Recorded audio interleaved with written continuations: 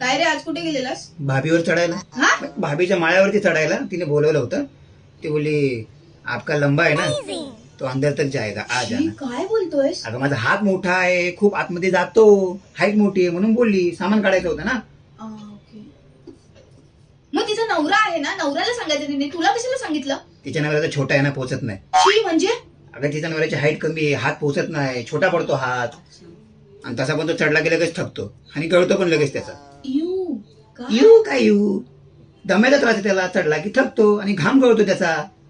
हा, म्हणून ती बोली जिनका लंबा होता है मैं उनको बुलाती हूँ चढ़ने के लिए.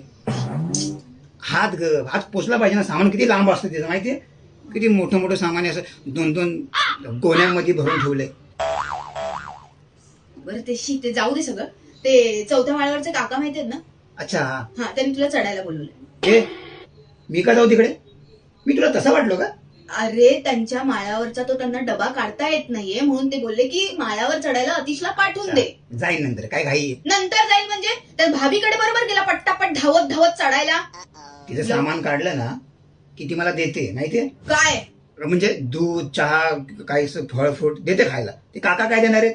आलास, थँक्यू, हा, परत ये. झालं. तर भाभीकडे जाईन त्यापेक्षा मी. तू जातोयस का?